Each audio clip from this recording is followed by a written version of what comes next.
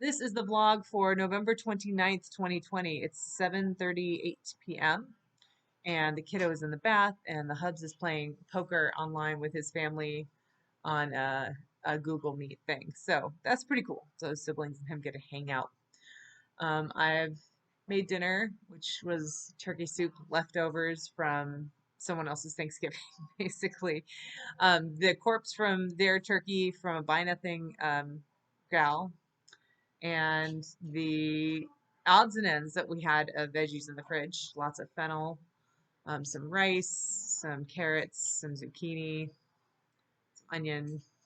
So turned out pretty darn good if I don't say so myself. So I had two bowls of that. Stomach is still pretty happy, which is nice.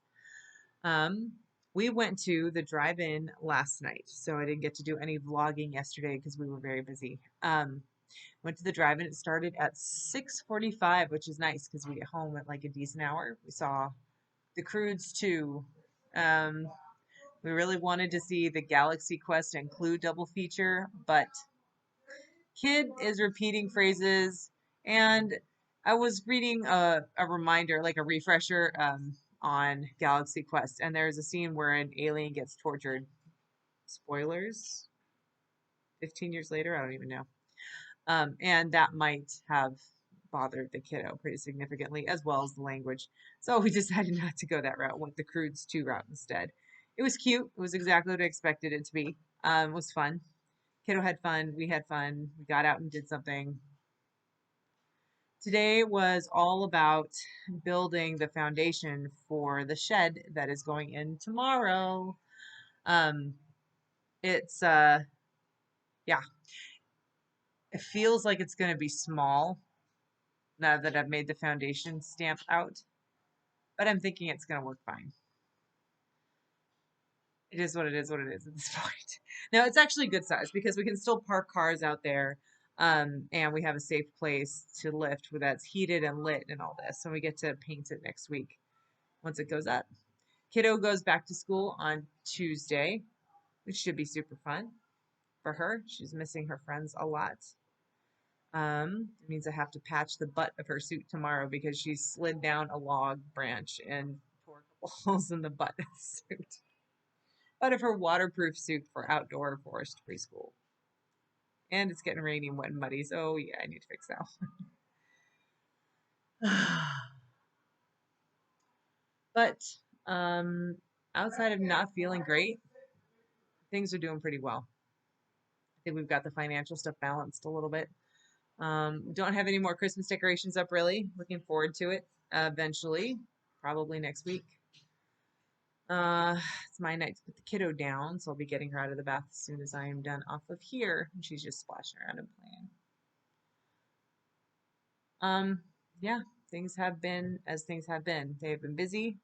Um, I'm slowly recovering, I think, but we need to figure out what the bigger problem is here. And that's pretty much it. I don't have a whole lot to report today. We spent a lot of time shoveling and a lot of trips to Lowe's back and forth, making the frame and filling it with gravel so that there's a nice level place for them to sit the shed. And it's going to drain well, which is really important for me, keeping the floor of the shed happy as long as possible. I am going to be putting my Olympic lifting platform in there. Hopefully it's still in good shape under all the tarps it's been under for months. Haven't wanted to move them to check because they look pretty secure and I don't want to mess it up. But it's been months, so we'll see. Anyway, once the shed goes up, the Olympic lifting platform needs to go in, and then the squat rack needs to be built on top of the Olympic lifting platform. And moving all the stuff into it, and there we go. And then we get to build another small shed outside for the rest of the stuff. That was in our utility shed, which was just a nightmare. The floor didn't have any sort of waterproofing on it, so it ended up rotting.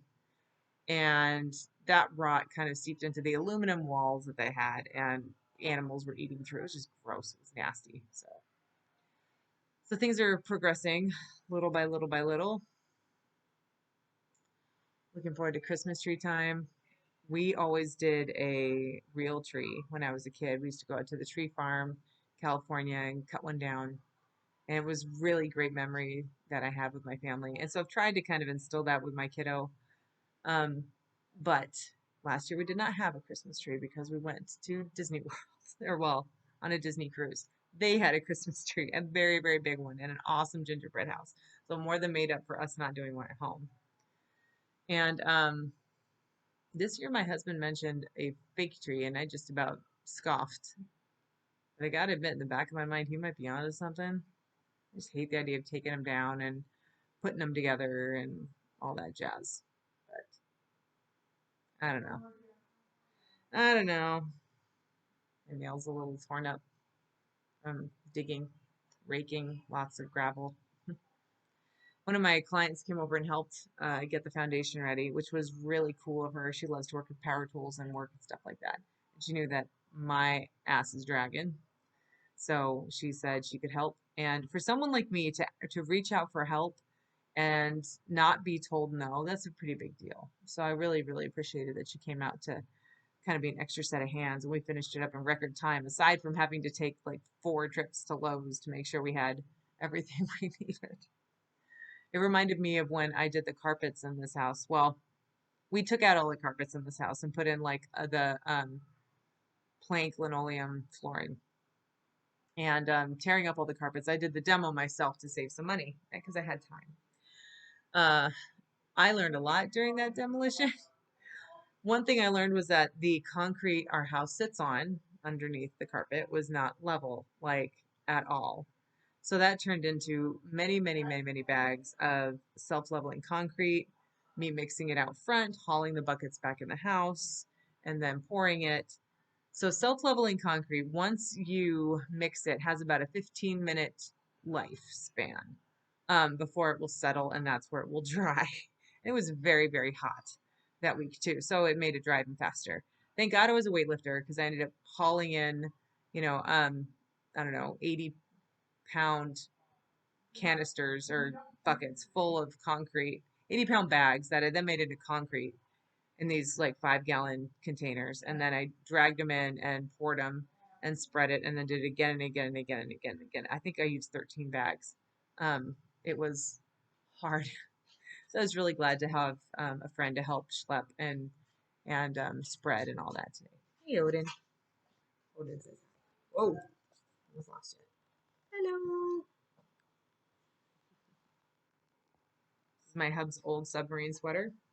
It is very warm and super comfy, even though he doesn't work on this sub.